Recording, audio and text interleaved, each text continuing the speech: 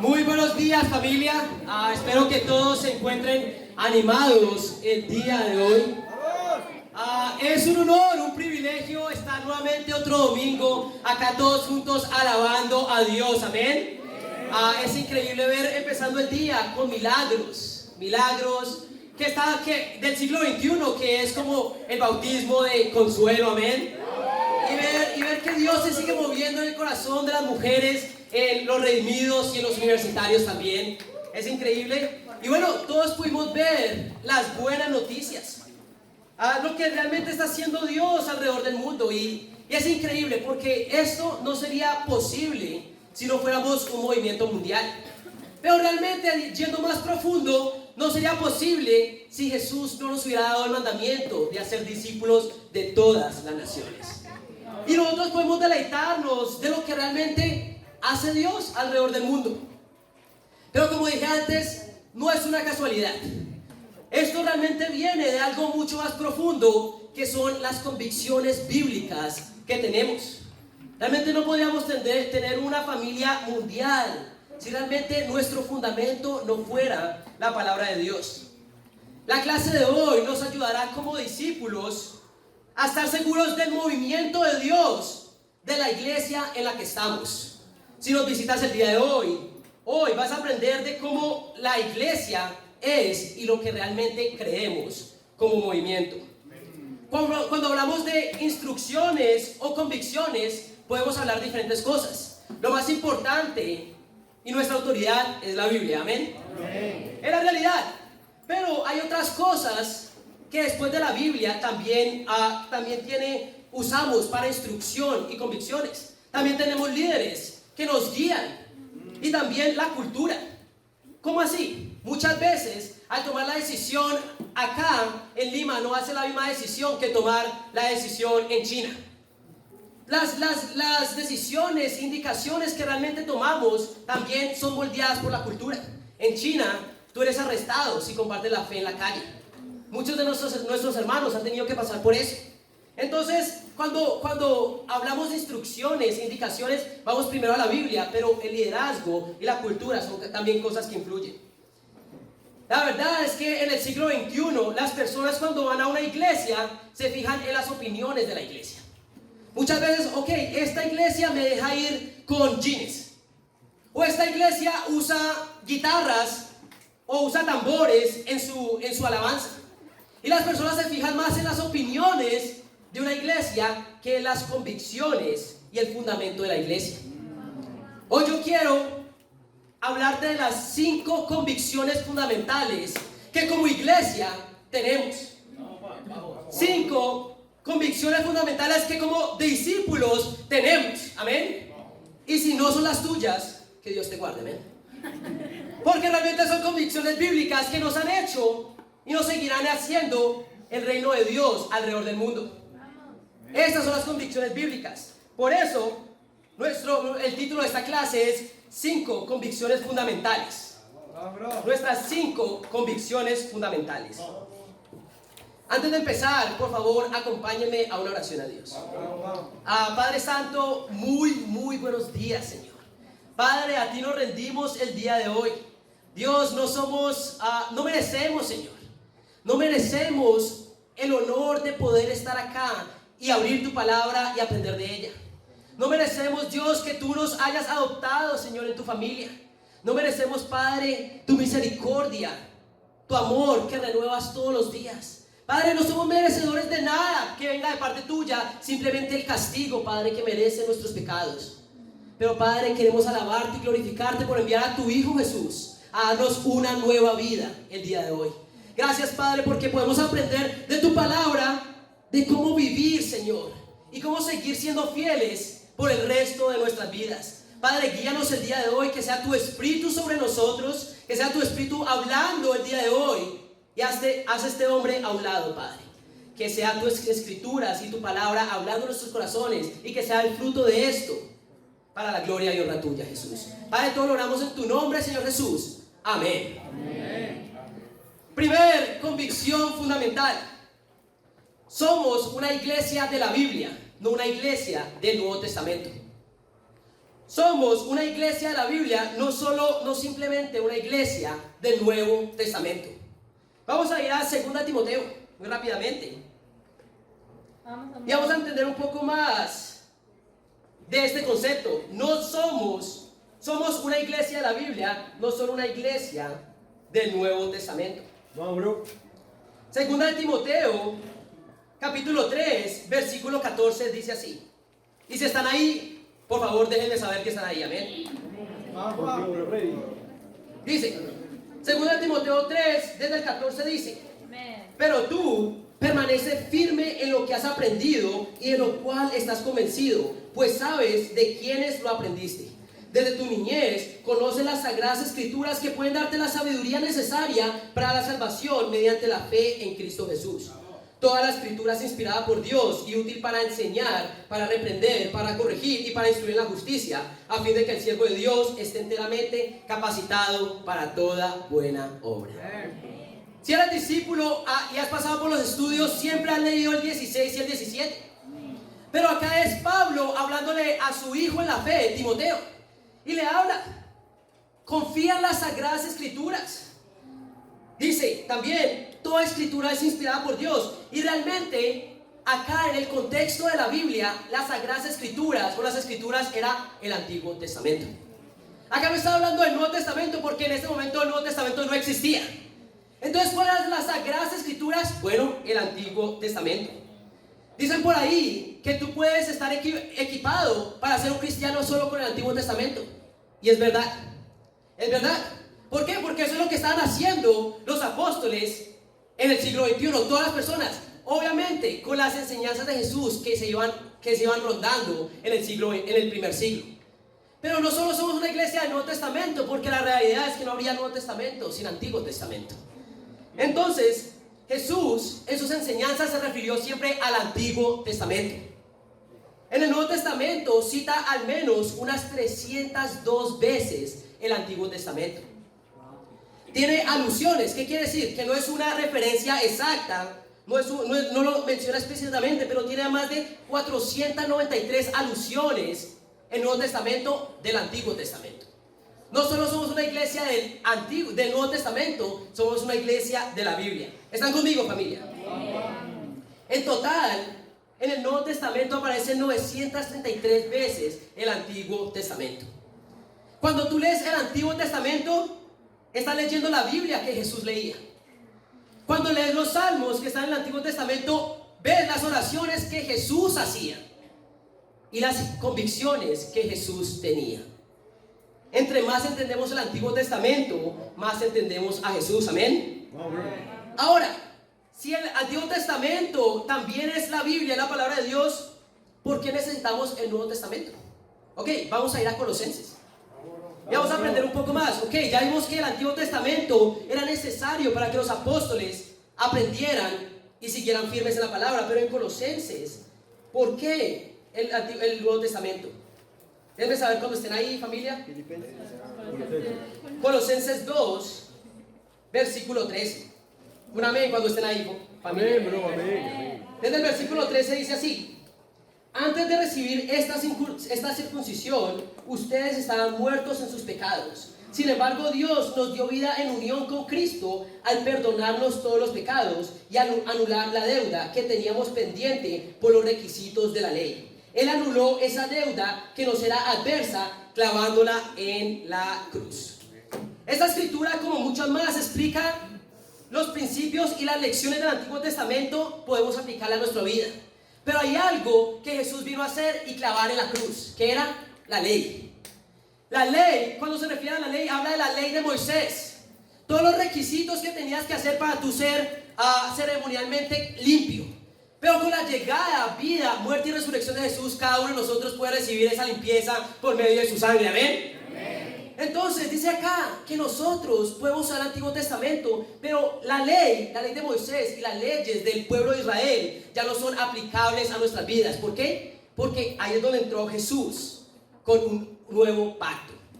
El antiguo pacto era la promesa que había sido hecha a Abraham, que se había estipulado en la ley con Moisés. ¿Se acuerdan?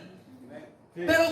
Pero con Jesús, esa ley se abolió y ahora estamos en una nueva ley, que es la ley del Espíritu Santo, que es por medio de la fe en Jesucristo. Amén.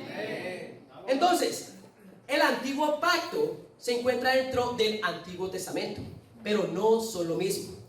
El antiguo pacto es las leyes de Moisés, la ley de Moisés y las leyes del pueblo de Israel, pero no hace parte, no es todo el Antiguo Testamento, es una parte nomás. ¿Cómo entender eso? En un equipo de 4, el antiguo pacto es un jugador, más no es todo el equipo. ¿Entendemos? El antiguo pacto era la redención por medio del sacrificio de animales, pero ahora la podemos recibir por nuestra limpieza, por medio de la sangre de Cristo. ¿Amén? Entonces, ya sabemos que el Antiguo Testamento aplica a nuestras vidas menos la ley. Pero entonces vamos a ver por qué usar el Antiguo Testamento. Vamos a ir a Romanos 15. Y todo esto es necesario porque estas son las convicciones que como iglesia tenemos el día de hoy. Por eso es muy importante que tú aprendas la terminología, porque Dios nos llama a entender qué es lo que estás creyendo. ¿Tú sabes por qué ya no tienes que sacrificar animales? Todo esto son cosas que nosotros como iglesia tenemos que entender y tener convicciones profundas. Romanos, vamos a leer capítulo 15, versículo 4. Dice así: de hecho, todo lo que se escribió en el pasado, está hablando del Antiguo Testamento, se escribió para enseñarnos a fin de que, alentados por las Escrituras, perseveremos en mantener nuestra esperanza. Realmente no hay nada más rico para tu fe que estudiar el Antiguo Testamento. No hay algo más increíble ver las historias de David, cómo realmente él con fe mató a Goliat. Ver la fe de los profetas, y dice la Escritura que es para que nosotros nos enriquezamos y para que podamos ser fortalecidos. Hoy, si eres discípulo, no tengas miedo de sumergirte en el Antiguo Testamento. Es hermoso y realmente puede enriquecer tu fe. Pero ahora, ¿cuál es la autoridad del Nuevo Testamento? Vamos a ir a 2 de Pedro para entender un poco más de la autoridad del Nuevo Testamento, que son más que todo las cartas de los apóstoles. 2 de Pedro, capítulo 3, versículo 15. Déjenme saber, familia, cuando estén ahí. Ok. 2 de Pedro 3, versículo 15, dice así: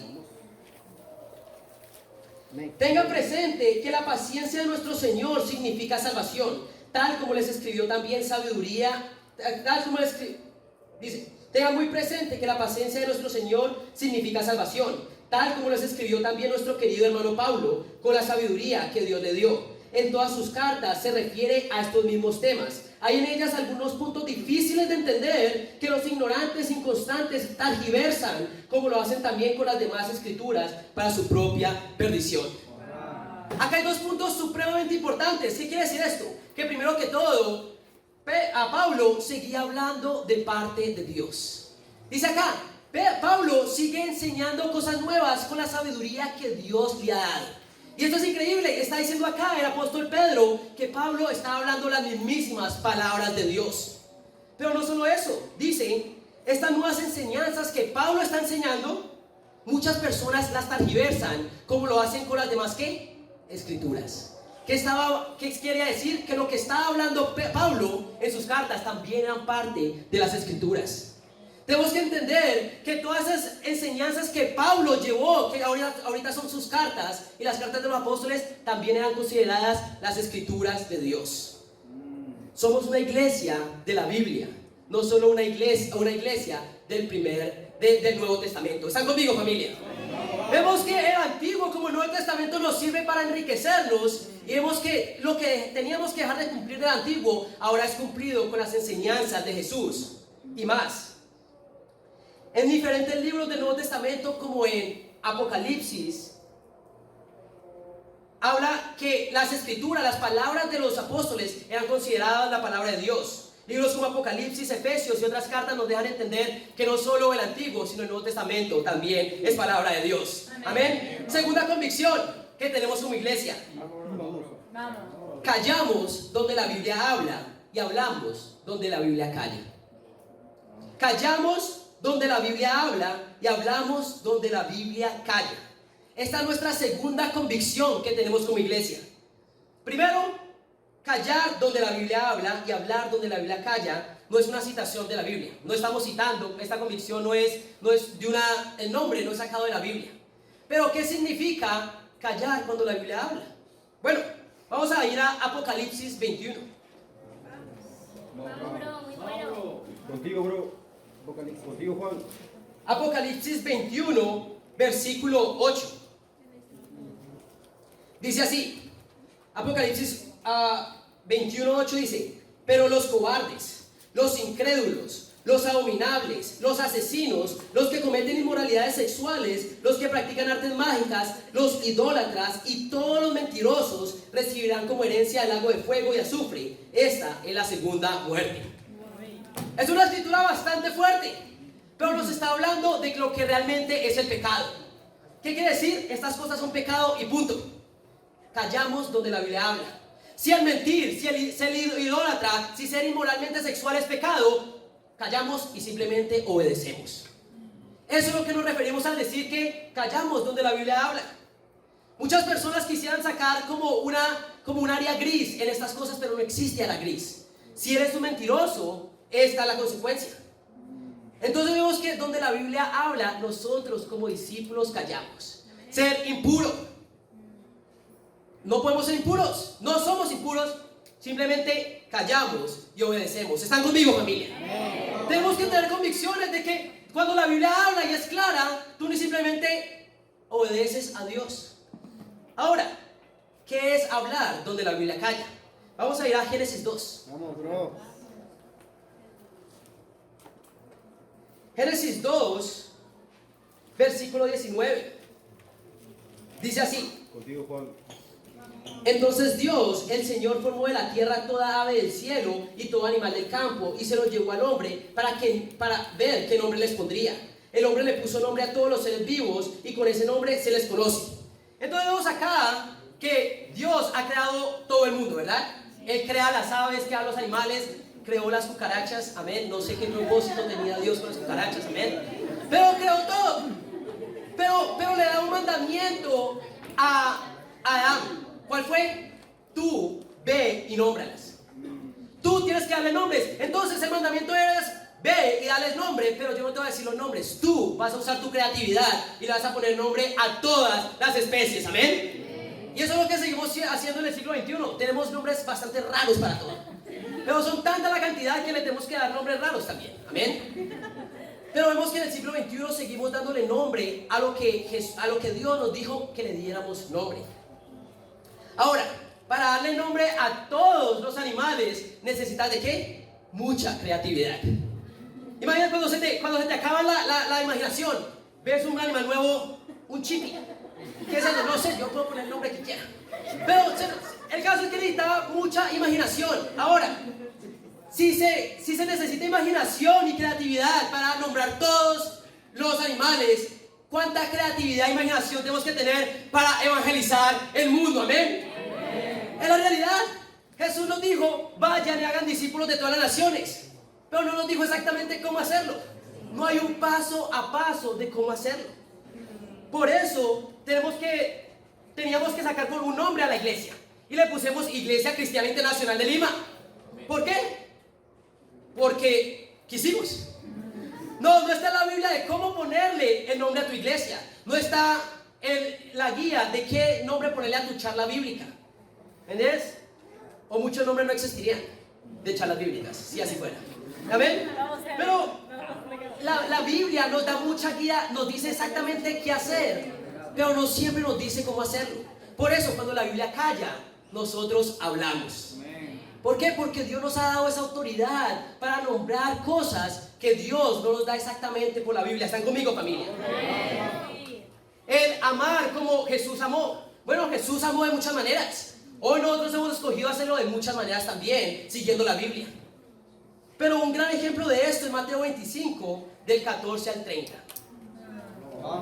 Mateo 25, del 14 al 30. No vamos a leer no vamos a leer todo el texto. Pero acá está ¿qué? Acá está hablando de la parábola de las monedas de oro. Les voy a explicar el contexto. Un señor que tiene mucho dinero se iba a ir por un tiempo y iba a volver después. Entonces, ¿qué hizo? Cogió una cantidad de dinero y le dio a 3 siervos. Tú vas a tener 5.000 monedas, tú vas a tener 2.000 monedas y tú vas a tener 1.000 monedas. Simplemente se las dio. Cuando volvió él estaba esperando recibir ganancias de ese dinero. Pero él nunca les dijo qué hicieran con el dinero. Él nunca les dijo, vayan, inviértalo. Simplemente se los dio. Llega al primero, al que recibió 5.000, le dijo, acá tienes otras 5.000. Y le dice, siervo bueno y fiel. Y le puso más responsabilidad, ¿verdad? Porque la recompensa de ser bueno con una responsabilidad es más responsabilidad.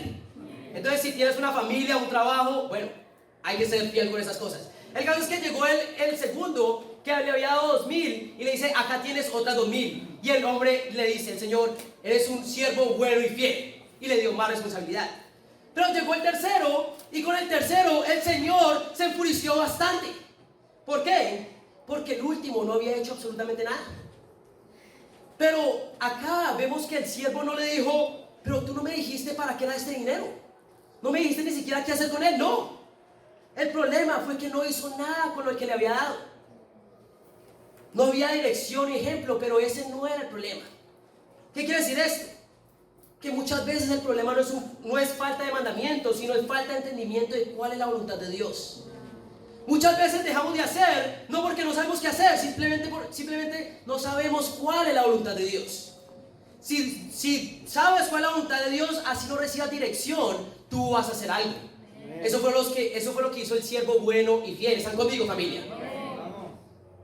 Es igual cuando Dios nos da un mandamiento sin detalles de cómo hacerlo, nosotros tenemos que usar nuestra creatividad. ¿Amén? Vamos a ir a 1 Corintios 10. Callamos donde la Biblia habla y hablamos donde la Biblia calla. 1 Corintios 10, versículo 23. Vamos, Juan. Dice así. ¿Están conmigo? Ok, dice así. 1 Corintios 10, 23 dice: todo está permitido, pero no todo es provechoso. Todo está permitido, pero no todo es constructivo. Amén. Entonces, al evangelizar todas las naciones, Dios nos dice: todo es permitido, pero no todo es provechoso. Estamos libres de hacer o llamar las cosas como queramos, con tal de que sea para la edificación de la iglesia. Amén. Y que no contradiga la palabra de Dios. Por eso, para evangelizar el mundo, tenemos líderes del sector mundial. También tenemos líderes de iglesia, tenemos líderes de charla bíblica y tenemos... Eso es lo único que tenemos. Amén.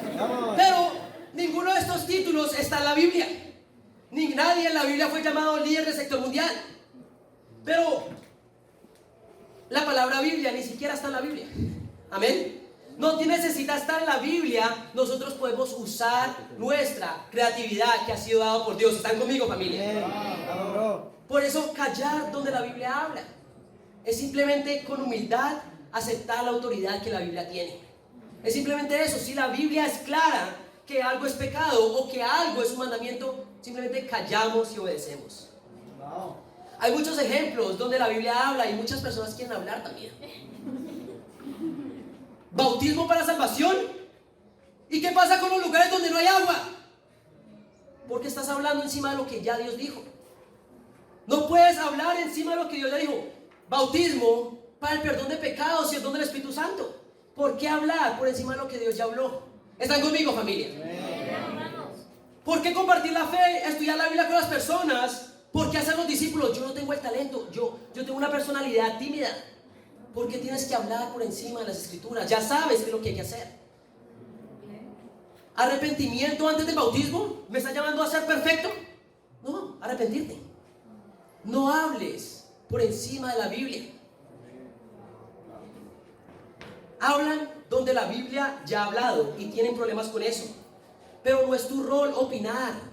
Y realmente no es nuestro rol hacer lo que nosotros queramos. Yo no puedo opinar donde Dios ya habló. Yo simplemente callo y obedezco. ¿Están conmigo, familia? Amén. Hablar donde Dios ya habló es creer que Dios no lo ha hecho bien y que Dios tiene que pensar como yo pienso. Callamos donde la Biblia habla. Tercer punto, tercer convicción que tenemos como iglesia. El discipulado no es opcional, es un mandato de Dios. El discipulado no es opcional, es un mandato de Dios. Vamos a ir a Mateo 28. Y ya ustedes se saben la escritura, pero para los que nos visitan por primera vez, vamos a leer Mateo 28, 18 al 20. El discipulado no es opcional, es un mandato de Dios. Es chistoso ver las caras de las personas que no les gusta mucho el discipulado. Jesús se acercó entonces a ellos y les dijo: se me ha dado toda autoridad en el cielo y en la tierra. Por tanto, vayan y hagan discípulos de todas las naciones, bautizándolos en el nombre del Padre y del Hijo y del Espíritu Santo, enseñándoles a obedecer todo lo que les he mandado a ustedes, y les aseguro que estaré con ustedes siempre hasta el fin del mundo. Amén.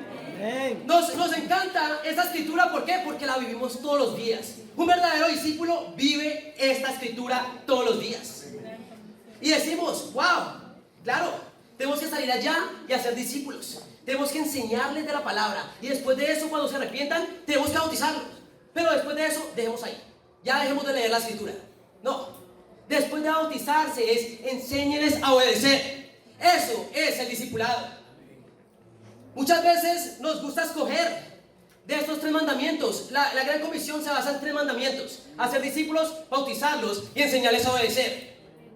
Dice: hasta el fin del mundo estaré con ustedes. Hasta el fin. Nunca vas a dejar de ser enseñado.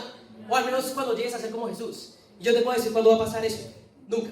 Amén. Entonces, queremos escoger qué mandamientos seguir. Ok, no me gusta el discipulado. No quiero que me enseñen a obedecer. Primero que todo, tienes que respetar mis espacios. Respeta mis espacios. Esa área no la voy a dejar tocar porque es mía. No, es una mentira. En todas las áreas tienen que enseñarte a obedecer. O: no me gusta cómo me habla esta persona. No me gusta cómo me llama a obedecer la Biblia. No es lo mío. No es lo mío. ¿Vas a escoger qué mandamiento seguir? ¿Te vas a poner a hablar donde Dios ya ha hablado? Buena suerte con eso. Cada instrucción es igualmente importante. Y si no lo es, ¿qué sentido tiene que te hayas vuelto un discípulo, te hayas bautizado y ya dejes de obedecer? Ya dejes de aprender y a vivir como Jesús. No tiene sentido. Ninguna tiene sentido si la otra no es la que le sigue. ¿Para qué te arrepentiste y te bautizaste si no vas a enseñar? No te van a enseñar a obedecer. ¿Por qué no fuiste humilde a las escrituras y dejaste entrar a alguien en tu vida para que te enseñara a ser más como Jesús? ¿Cuál es el punto de eso? Por eso, el discipulado no es opcional, es un mandamiento de Dios. Amén. Discipulado significa tener un mentor, una persona que entra a tu vida a ayudarte a obedecer la Biblia. Como discípulos no podemos escoger si quieres que te enseñen a obedecer o no. No es opcional. No existe tal cosa como un cristiano que no tenga una relación de discipulado. Amén. Y yo entiendo, familia. Yo he pasado por 4 años de discipulado. Es una relación entre odio y amor. Amén. Lo es. ¿Por qué? Porque realmente si eres sabio y si amas a Dios, sabes qué es lo que necesitas. Es lo que necesitas. Es lo que te va a permitir impulsarte como discípulo. Lo sabes. Y queremos crecer a ser como Jesús. Pero muchas veces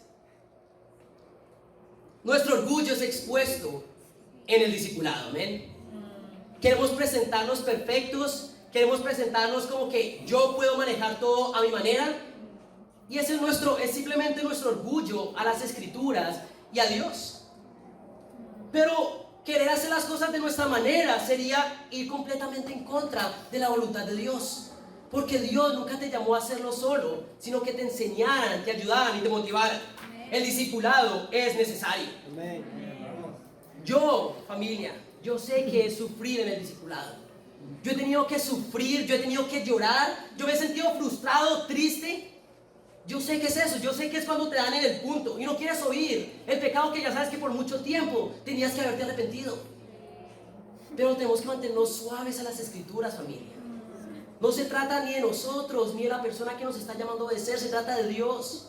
Por eso cuando una persona tiene en su discipulado a Dios, no hay cosa que le puedan decir que lo pueda dañar. Cuando el enfoque de una persona en el discipulado es simplemente Dios y agradarlo a Él, no se va a ofender. A mí me han dicho cosas que me han herido. pero me han herido ¿qué? Mi ego. Y pueden que hayan sido bastante bruscos diciéndolas, pero no se trata de qué tan brusco o no bruscos son. Es realmente estoy amando y quiero cambiar por Dios. Porque si el discipulado fuera opción, nadie lo tomaría. Es la verdad. Si el discipulado fuera opción, nadie lo tomaría. Cuando nos sometemos humildemente a Dios y a sus escrituras, es que podemos ver y experimentar el poder de Dios en nuestras vidas. ¿Están conmigo, familia? Recordemos lo que significa discípulo. Es estudiante. Recuerda de quién eres estudiante el día de hoy, de Jesús. El discipulado es la herramienta que Dios ha traído. ¿Para qué? Para que tú puedas ser más como Jesús. Está estipulado en su gran comisión y en las más de 80 escrituras que habla de ayudarnos los unos a los otros. Amén. Una de ellas está en Colosenses 3. Vamos, bro. Vamos, Juan. Contigo, Juan. Vamos, Carlos. Colosenses 3. Colosenses 3, versículo 16. La escritura dice así: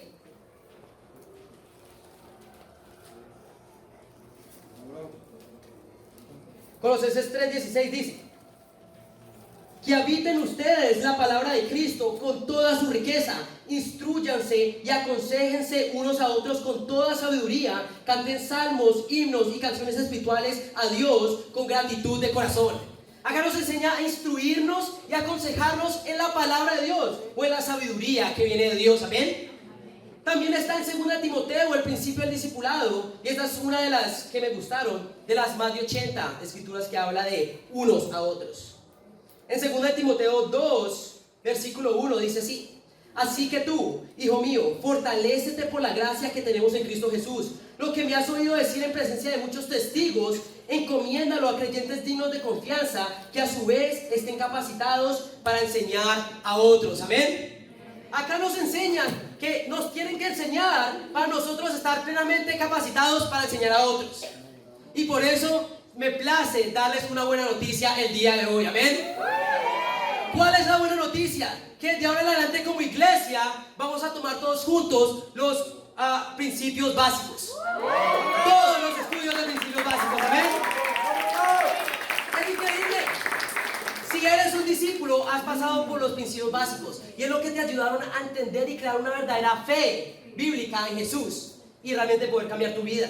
Los vamos a hacer domingos y miércoles. ¿Qué quiere decir? Que desde ahora en adelante, hasta que terminemos los estudios, los miércoles van a ser congregacionales. Amén. Eso va a ser increíble. Vamos a reunirnos como familia todos los miércoles y yo creo que va a ser un mes y medio. Un mes y medio que vamos a terminar todos los principios básicos, pero después de eso vamos a estar plenamente capacitados ¿para qué? Para enseñar a los demás y que esta familia pueda multiplicarse en el 2023. Amén. Entonces, lo que era entre semanal de hombres, esta semana va a ser entre semanal congregacional, donde empezaremos con nuestro primer estudio de cómo dar el buscando a Dios. Amén. No voy a decir que es el estudio más importante, pero es la base de todo, tu relación con Dios. Amén. Cuarto, convicción fundamental: liderazgo central con un líder central. Liderazgo central con un líder central. Vamos a ir al Números 27. Vamos. Vamos, Juan. ¿Cómo está el culo? Números 27, vamos a leer desde el versículo 15. Vamos, Juan. Dice así: Números 27, desde el 15. Dice: Moisés le respondió al Señor: dígnate, Señor, Dios de toda la humanidad, a nombrar un jefe sobre esta comunidad, uno que los dirigía en sus campañas, que los lleve a la guerra y los traiga de vuelta a casa. Así el pueblo del Señor no se quedará como rebaño sin pastor. El Señor le dijo a Moisés: toma a Josué, hijo de Nun, que es un hombre de gran espíritu, pon tus manos sobre él y haz que se presente ante el sacerdote Eleazar y ante toda la comunidad. En presencia de ellos le entregarás el mando. Lo investirás con algunas de tus atribuciones para que toda la comunidad israelita le obedezca.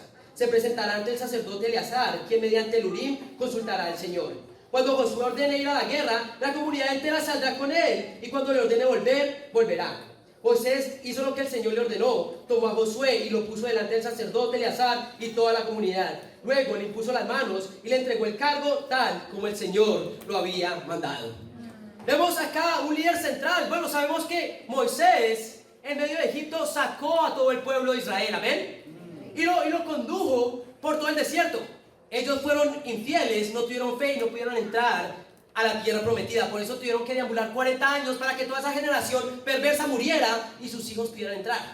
Una historia un poco trágica, amén. Pero después, cuando llegaron nuevamente para entrar a la tierra prometida, ya Moisés estaba viejo y no podía liderarlos. Por eso Moisés pide que Dios sea dándole al pueblo de Israel un líder que lo lidere en la batalla. ¿Qué pasa? Que entra Josué.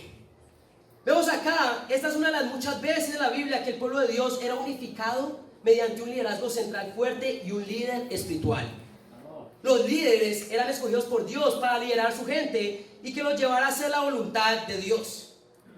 Liderazgo central con un líder central. Estas personas tenían autoridad espiritual sobre el pueblo para guiarlos a la voluntad de Dios. Vemos que en el Nuevo Testamento también hubo muchas de estas de líderes centrales. Pero yo quiero ir a Éxodo 18 para entender un poco más de lo que estaba pasando acá. Éxodo 18. Contigo, Juan.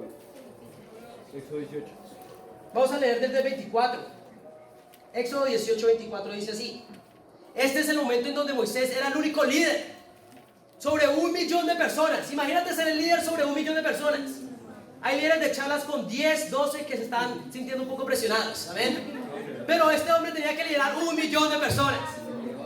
En Éxodo 18, 24 dice: Moisés atendió a la voz de su suegro y siguió sus sugerencias. ¿Qué está pasando acá? Imagínate, en la mañana Moisés se levantaba después de tener su tiempo con Dios, amén, y se sentaba en una silla, y había una línea de cientos y cientos y cientos de personas mirando que él les ayudara a resolver sus problemas. Y se quedaba ahí todo, y su suegro lo visita y le dice: ¿qué estás haciendo, Moisés? Es un poco insensato lo que estás haciendo. Tienes que separar un grupo de personas que pueda liderar entre 1000, 100, 50 y 10 personas. Tienes que nombrar líderes que puedan tomar el mando sobre tu pueblo. Las cosas más difíciles, si ellos no pueden resolverlas, te las traerán a ti. Tú tendrás la última palabra. Entonces vamos a leer en el versículo 24. Dice: Moisés atendió la voz de su suegro y siguió sus herencias. Moisés era un hombre humilde, amén. Moisés aceptó el discipulado de su suegro, amén. Si te imaginas que tu suegro te discipule, tienes que cambiar esto. Pero él era humilde. Después dice: escogió entre todos los israelitas hombres capaces y los puso al frente de los israelitas como jefes de 1000, 100, 50 y 10 personas. Estos jefes fungían como jueces de tiempo completo, atendiendo los casos sencillos, pero remitiendo a Moisés los casos más difíciles. Vemos acá un liderazgo central, un grupo de personas, pero con un líder central. Ellos eran un liderazgo central, todos estos líderes, pero su líder central era Moisés. Necesitamos de liderazgo central, de 10 hasta 1000. Proverbios 29, 18, no tienen que ir allá, pero simplemente dice: donde no hay visión, el pueblo se extravía. Por eso necesitamos un hombre que tenga una visión espiritual, un hombre que haya sido puesto por Dios para dirigir a su pueblo.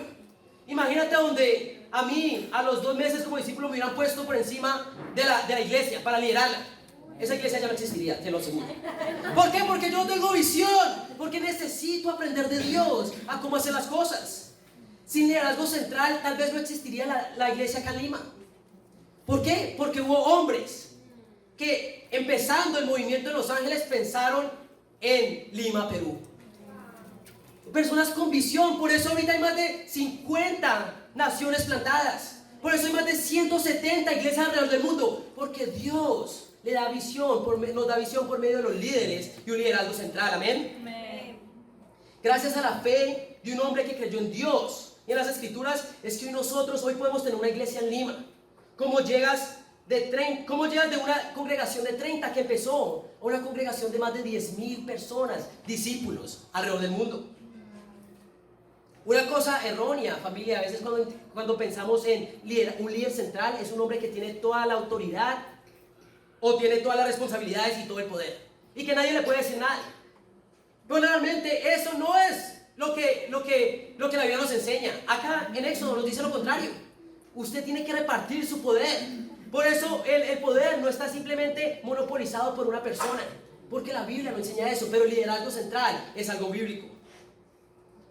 La intención de Dios es que nadie lidere solo, pero un líder central no tiene el poder y toda la responsabilidad, pero el líder central sí toma las decisiones más difíciles. No, el líder del movimiento es Skip McKean. Muchos de ustedes lo van a conocer, yo lo conozco. Es un hombre lleno de fe, un hombre supremamente visionario. Y al final, él simplemente es una herramienta de Dios, otro discípulo con visión para su pueblo. Pero como son también los líderes del sector mundial, necesitamos un líder central con liderazgo central. Esto no quiere decir que ellos tienen todo el poder, ellos simplemente tienen visión por el pueblo y tienen la última palabra como lo tenía Moisés. ¿Están conmigo? El mismo principio en el Nuevo Testamento. Primera de Corintios 4, vamos a leer versículo 15. Contigo, Juan. Ok, Primera de Corintios 4, 15 dice así. Este es Pablo hablando a la iglesia de Corinto, dice: de hecho, aunque tuvieran ustedes miles de tutores en Cristo, padres sí que lo tienen muchos, porque mediante el Evangelio yo fui el padre que los engendró en Cristo Jesús. Por tanto les ruego que sigan mi ejemplo. Con este propósito les envía a Timoteo, mi amado y fiel hijo en el Señor. Él les recomendará mi manera de comportarme en Cristo Jesús, como enseño por todas partes y en todas las iglesias. Amén. ¿Quién era el líder central? Era Pablo, ¿verdad? Pero el liderazgo central era cada uno de los líderes de la iglesia, de las iglesias que él iba plantando. A lo largo de la palabra de Dios, cuando su pueblo estaba unificado, había un liderazgo central fuerte y un líder central piadoso. Los ejemplos son Moisés, Josué, David y por supuesto Jesús y los apóstoles. Las congregaciones locales tenían un evangelista supervisor que unificaba a los discípulos en todas las partes de la iglesia. En el primer siglo, las congregaciones eran un movimiento colectivo, no autónomo. ¿Qué quiere decir esto? Que cuando se plantaban las iglesias, ellas no simplemente hacían lo que querían. No, siempre había un liderazgo central, donde el líder central era Pablo y enseñaba lo mismo en todas las iglesias. En la iglesia del primer siglo había un evangelista principal con la autoridad de enviar sus Timoteos a otras iglesias y enseñar lo mismo que él estaba viviendo y diciendo. Y un gran ejemplo de eso es lo que ha pasado en el movimiento. Que llamó a Raúl Moreno, un hombre que ahorita está liderando en México, Raúl Moreno. Raúl Moreno se fue sin hablar portugués, se fue a plantar Sao Paulo, Brasil, ¿amén? Se fue sin hablar, llegó a Brasil y por 10 años comenzó a levantar Timoteos también. Uno de esos era Danilo Bataglin, ¿amén? ¿Y qué pasó? Bueno, así como Raúl aprendió de Kid, pues Danilo aprendió de Danilo. De Raúl. Muchos nombres. Ok, Raúl aprendió de Kid y Danilo aprendió de Raúl. Y ahora yo tengo el honor de aprender de Danilo, ¿amén? Dios es bueno, Dios es bueno. Pero vemos que siempre hay un líder central con un liderazgo central. Y es una bendición que podamos tener un movimiento mundial. No sé si te ha pasado, si eres tal vez de provincia, sabes que es una bendición poder llegar a una ciudad y entrar a una iglesia que tiene las mismas convicciones que las que dejaste antes, de la iglesia pasada. Yo me he movido por 8 iglesias con todas doctrinas diferentes y ninguna de ellos son discípulos. Yo sé que es eso, pero ahorita tenemos el honor de ir a diferentes lugares del mundo y encontrar las mismas convicciones, el mismo amor y el mismo espíritu. ¿Amén? Eso es una bendición. No importa a dónde vayas alrededor del mundo, enseñamos y aplicamos las mismas cosas en cada iglesia. Eso es unión. Eso es lo que hace el Espíritu Santo. Vamos a leer en Hechos 15.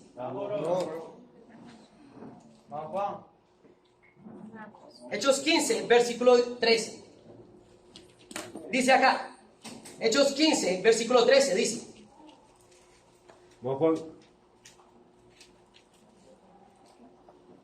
Cuando terminaron, Jacobo tomó la palabra y dijo: hermanos, escúchenme. Simón nos ha expuesto cómo Dios desde el principio tuvo a quien escoger de entre los gentiles un pueblo para honra de su nombre. Con esto concuerdan las palabras de los profetas, tal como está escrito. Después de esto volveré y reedificaré la choza caída de David, reedificaré sus ruinas y la restauraré, para que busque al Señor el resto de la humanidad, todas las naciones que llevan mi nombre. Así dice el Señor, que hace estas cosas, conocidas desde tiempos antiguos. Por lo tanto, yo considero que debemos dejar de ponerles trabas a los gentiles que se conviertan a Dios. Más bien debemos escribirles que se abstengan de la contaminado por los ídolos, de la inmoralidad sexual y de la carne de animales estrangulados y de sangre. En efecto, desde tiempos antiguos Moisés siempre ha tenido en cada ciudad quien lo predique y lo lea en las sinagogas todos los sábados. Pero básicamente, acá ¿qué está pasando? Llega un concilio. Van a hablar por 7 años. La iglesia primitiva no aceptó a gentiles. Todos eran judíos. ¿Y quién era el líder central? Bueno, sabemos que era Pedro. Pedro era el líder central después de que Jesús era el primer líder del movimiento, pero después se lo dio ¿a quién? A Pedro. No lo vamos a llamar el primer papa, eso es basura. No existe la doctrina del primer papa. Pero básicamente, por 7 años, Pedro fue el líder de la iglesia. Después llegan los gentiles. ¿Y quién es el apóstol de los gentiles? Pablo, un liderazgo central. Pero vemos acá que entran los gentiles a ser salvos y les están poniendo trabas. No, ustedes tienen que circuncidarse. No, ustedes no pueden hacer esto. No, ustedes tienen que conservar estas tradiciones. Después de hablar Jacobo y hablar Pedro, ¿quién es el que toma la decisión? Bueno, ahí, en el concilio de Jerusalén, Santiago, después de escuchar a ambos lados, Jacobo y también Pedro, él da su último juicio. Él, en este tiempo, era el líder de la iglesia en Jerusalén. ¿Qué quiere decir? Que él era la autoridad singular, que luego se sujetó a todas las iglesias. Santiago tomó una decisión en ese concilio y todas las iglesias tomaron la misma decisión. Wow. Estamos hablando de un liderazgo central con un líder central. ¿Están conmigo, familia? Wow. Quinto y última convicción fundamental. Como les digo, estas 5 convicciones no solo están acá en Lima, están también en Norteamérica, Estados Unidos y Canadá, están en África, están en Asia, están en Europa y están en Oceanía, en todo el mundo. Quinto, evangelizar las naciones en nuestra generación. Evangelizar las naciones en nuestra generación. Vamos a ir nuevamente a Mateo 28, por si no lo han leído suficiente el día de hoy. Como les digo, amamos esta escritura nos salvó la vida a cada uno de los discípulos, ¿amén? Mateo 28, 18 al 20 dice: Jesús se acercó entonces a ellos y les dijo: se me ha dado toda autoridad en el cielo y en la tierra, por tanto vayan y hagan discípulos de todas las naciones, bautizándolos en el nombre del Padre y del Hijo y del Espíritu Santo, enseñándoles a obedecer todo lo que les he mandado a ustedes, y les aseguro que estaré con ustedes siempre hasta el fin del mundo. Amén. Queremos y tenemos y estamos llamados a evangelizar el mundo en nuestra generación. Pero ustedes se dirán, ¿por qué nuestra generación? Bueno, porque tú no tienes control sobre la próxima. Amén. Entonces tú tienes que evangelizar el mundo en tu generación. Ese es nuestro papel. Pero la realidad es que si el mundo se evangelizó en el primer siglo, también puede pasar en el siglo XXI. ¿Están conmigo, familia? Pero eso solo va a pasar cuando cada uno de nosotros tome a pecho esta gran comisión. Cuando cada uno de nosotros salga a ser un discípulo. La realidad, familia, es que yo puedo ver a la iglesia en Lima llegando a los 140 en el año 2023. ¿Amén? Puede pasar. Somos un poco más de 70. Puede pasar. Solo necesitamos cada uno de nosotros hacer un discípulo. ¿Qué se requiere de eso? Pues que sigas los principios bíblicos de compartir tu fe, de invitar a las personas, de amar a las personas. Este año podemos y queremos y vamos a llegar a los 140. Amén. Pero evangelizar el mundo en nuestra generación no simplemente es una frase bonita que tenemos. No, es una convicción que tenemos como iglesia. No está apunta a la luna y cara a las estrellas. No. Queremos evangelizar el mundo. Por eso ustedes han visto, el año pasado se plantaron 28 iglesias. Este año 2023 se van a plantar 30 iglesias alrededor del mundo. ¿Amén? ¿Dónde está pasando eso? En el reino de Dios. ¿Por qué? Porque estas son nuestras convicciones todos los días. Para cerrar, vamos a ir a Colosenses 1.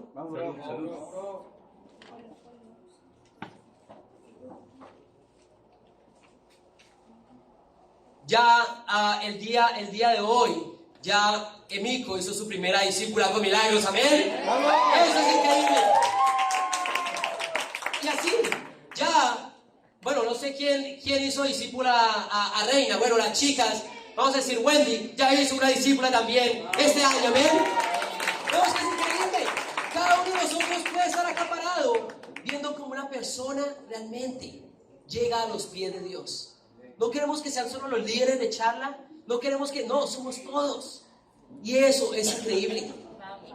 Vamos a ir a Colosenses 1, versículo 6, dice, que ha llegado hasta ustedes, dice, está hablando del Evangelio. Este Evangelio está dando fruto y creciendo en todo el mundo, como también ha sucedido entre ustedes desde el día en que supieron de la gracia de Dios y la comprendieron plenamente. Versículo 23. Con tal de que se mantengan firmes en la fe, bien cimentados y estables, sin abandonar la esperanza que ofrece el Evangelio. Este Evangelio que ustedes oyeron y que ha sido proclamado en toda la creación debajo del cielo, del que yo, Pablo, he llegado a ser servidor. El Evangelio en el primer siglo había sido predicado en todo el mundo conocido. En este tiempo no se conocían las Américas, pero todas las personas habían escuchado el Evangelio. Y yo quiero aclarar qué es evangelizar las naciones. Evangelizar las naciones es que todas las personas se conviertan en discípulos. No significa eso. ¿Sabes quién ha evangelizado el mundo? Coca-Cola. Coca-Cola evangelizó el mundo ya. ¿Saben quién más? McDonald's ha evangelizado el mundo. ¿Por qué? ¿Qué quiere decir esto? ¿Todo el mundo toma Coca-Cola? No, a mí no me gusta la Coca-Cola. Igual, no todo el mundo se va a convertir en discípulo. ¿Qué quiere decir? Que todas las personas tengan la oportunidad de encontrar la verdadera doctrina cerca de donde viven. Que podamos ver que una persona no tenga que viajar más de 10 kilómetros para encontrar el verdadero evangelio de Jesús. Familia, son más de 150 iglesias plantadas en unos años nomás. Esto no es simplemente una frase bonita de evangelizar el mundo, no, es nuestra convicción. Y tú haces parte de esta convicción. Estas son las convicciones que como discípulos tenemos. Yo tuve la oportunidad de ser bautizado en los Estados Unidos, amén. Fue increíble. Yo no soy americano, yo soy colombiano, como pueden ver en mi acento. Pero yo pude ver a los americanos. Yo en ese momento mensual hacía $1,200. Era bueno. Pero cada 2 veces al año la iglesia daba un monto cada uno de los discípulos. Si tenías un mes en la fe o si tenías 34 años en la fe, todos daban el mismo monto. Y eran de $1,200 2 veces al año. Dos mensualidades al año yo daba, pero no me obligaban, yo quería. Realmente tuve la oportunidad, ganando $1,200, de dar $2,000 una vez. ¿Pero por qué? Porque realmente creemos en evangelizar las naciones. Este dinero se está usando ¿para qué? Pues lo estamos viendo ahora, para que podamos tener lo que tenemos. Evangelizar no es simplemente una idea, las naciones no es una idea bonita, es una realidad que nosotros vivimos. Y sí, las personas en los Estados Unidos tienen mucho dinero, pero están dando más de lo que pueden por hacer el sueño de Jesús realidad. ¿Están conmigo, familia? Sí. Este año serán plantadas Argentina y Ecuador, amén. Dios cuide al que va a plantar Argentina, amén. Pero en conclusión, familia, ser parte de un movimiento mundial es una bendición. Ver que esto que está pasando en el siglo XXI no es una casualidad. No se ha crecido de la manera que hemos crecido por nada más, porque estamos fundamentados en la Biblia y en estas 5 convicciones. ¿Cuáles son nuestras convicciones? Primero, somos una iglesia de la Biblia, no solo del Nuevo Testamento. Segunda convicción, callamos donde la Biblia habla y hablamos donde la Biblia calla. Tercero, el discipulado es un mandamiento, no una opción. Cuarto, liderazgo central con un líder central. Y quinto, y no solamente un sueño o una frase bonita, no, es la evangelización de las naciones en nuestra generación. Familia, este año serán más de 25 iglesias plantadas en el año, más de 30, van a ser 30 iglesias plantadas en el año de los milagros. Serían más de 180 iglesias en más de 50 naciones, en cada uno de los continentes poblados. Definitivamente este no es un movimiento de hombres, este es el mismísimo movimiento de Dios, y que para Él sea toda la gloria.